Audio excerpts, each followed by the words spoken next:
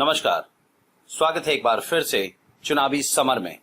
हम लेकर आए हैं आपके लिए बीएसपी फैमिली के कुछ और अपडेट्स।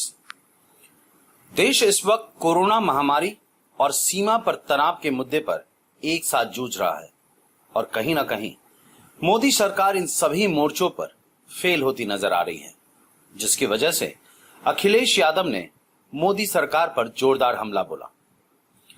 आपको बता दें कि कोरोना के कहर के बीच में चीन और नेपाल से हुए मतभेद की वजह से अंतरराष्ट्रीय स्तर पर भारत की प्रतिष्ठा दांव पर लग गई है। स्थिति यह है कि अब चीन के साथ साथ नेपाल भी भारत को आंखें दिखा रहा है, जिसकी वजह से अखिलेश यादव ने कहा कि अब विदेश नीति के मोर्चे पर भी केंद्र सरकार की विफलता नजर आने लगी है।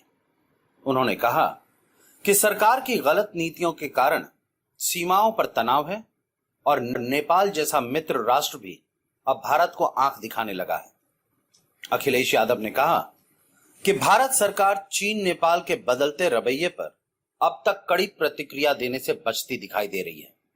उन्होंने कहा कि ऐसा लग रहा है मानो मोदी सरकार असहाय हो गई है। चीन को भारत की प्रगति से जलन है और चीन ने भारत के प्रति जो रवैया अपनाया उसमें एक मुख्य कारण व्यापार भी है। उन्होंने कहा कि कोरोना वायरस के विस्तार के बाद चीन से तमाम कंपनियां बाहर जाना चाहती हैं और भारत उनको आकर्षित कर रहा है। वहीं चीन के बने माल का बहिष्कार आंदोलन भी अब तेजी पकड़ रहा है। उन्होंने कहा कि इससे चीन की अर्थव्यवस्था का प्रभावित होना तय है, जिसकी वजह से चीन हताश है। दूसरी ओर भारत नेपाल सीमा पर नेपाल पुलिस की ओर से अंधाधुंध फायरिंग में एक भारतीय नागरिक की मौत और 3 लोगों के गंभीर रूप से घायल होने की खबर है, जिस पर न सिर्फ अखिलेश यादव बल्कि जनता भी भड़की हुई नजर आई। लोगों ने अखिलेश यादव के सुर में सुर मिलाते हुए कहा कि कहां गया मोदी का 56 इंच का सीना। इस तरह मोदी सरकार मौजूदा समय में हर मोर्चे पर फेल हो गई है, जिसकी वजह से जनता में काफी गुस्सा है। वैसे अखिलेश यादव ने बिल्कुल सही मुद्दे को उठाते हुए कहा कि आखिर अब मोदी कब तक भारत के सम्मान के साथ खिलवाड़ करते रहेंगे।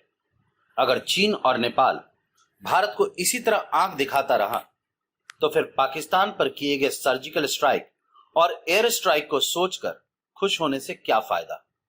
सीधे शब्दों में कहें तो अब मोदी सरकार को चीन और नेपाल को भी तोड़ जवाब देना चाहिए, तभी देश का सम्मान सुरक्षित रह पाएगा। हमारे साथ बने रहने के लिए आपका धन्यवाद। आप हमारे प्रोग्राम्स को today's.com पर भी देख सकते हैं और आप हमें टुडेज टीवी पर ट्वीट भी कर सकते हैं। Thank you.